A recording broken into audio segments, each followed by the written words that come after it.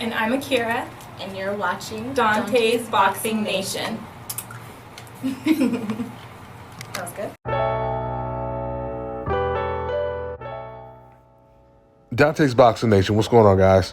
So now it's looking like Ryan Garcia is starting to suffer the Devin Haney curse. So if you guys have been paying attention, you'll notice whenever a fighter tries to avoid Devin Haney, he ends up either losing his next fight or they end up being forced to fight Devin Haney because the opponent that they tried to fight instead of Haney pulled out of the fight.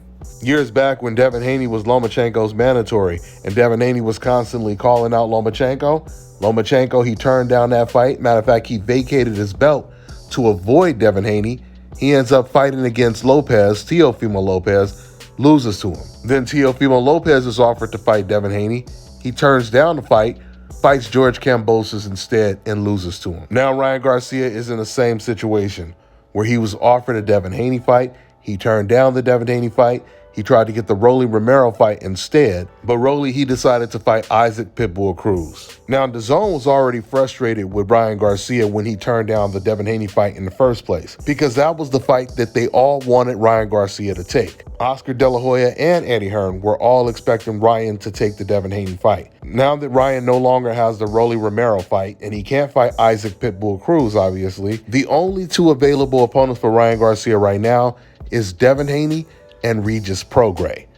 And they both fight on Dazn, so they're very easy fights to make. So Eddie Hearn, he just recently came out and he made it very, very clear that the Devin Haney fight is really the only fight that makes sense.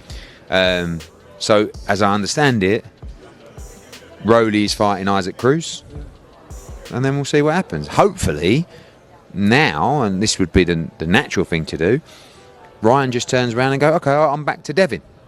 And we just go ahead and make Haney Garcia, which is the 100% the fight to make. One of the best fights in the sport. So we'll see. Or if he wants to fight Regis, we've also got Regis for him. Or whatever. But, you know. Now, something else that Eddie Hearn was asked. He was asked because Oscar De La Hoya was there.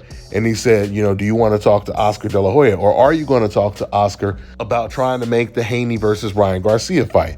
And Eddie said there's no reason to talk to him, because at the end of the day, it's Ryan Garcia's decision to fight Devin Haney. That means Eddie Hearn knows that Oscar already wants to make the fight.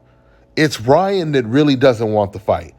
I've already told you guys, Oscar had already said before the Oscar Duarte fight, the very next fight that needs to be made if Ryan Garcia beats Duarte is Devin Haney versus Ryan Garcia. But at the same time, Ryan Garcia was saying he wanted to fight Rolly Romero. So Oscar has always made it very clear that he's been on the same page with Dazn and Eddie Hearn.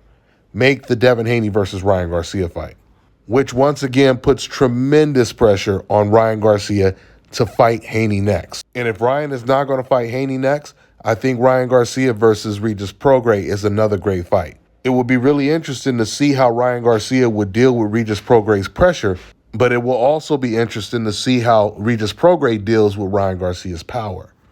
With that being said, I'm going to wrap this video up. That's all I got for now, guys. I'm on to the next one. All right, now check this out, guys. If you're looking to repair eczema scars, burns and bruises, dark spots and blemishes, Fever blisters, diabetic ulcers, this right here is the perfect product for you guys. It's called Elo Diki Face and Body Oil. Athletes and top-ranking boxers, they're also using it after training to reduce swelling, inflammation, and to ease the pain. So get yours today. Go to elodiki.com. Like them on Facebook and follow them on Instagram.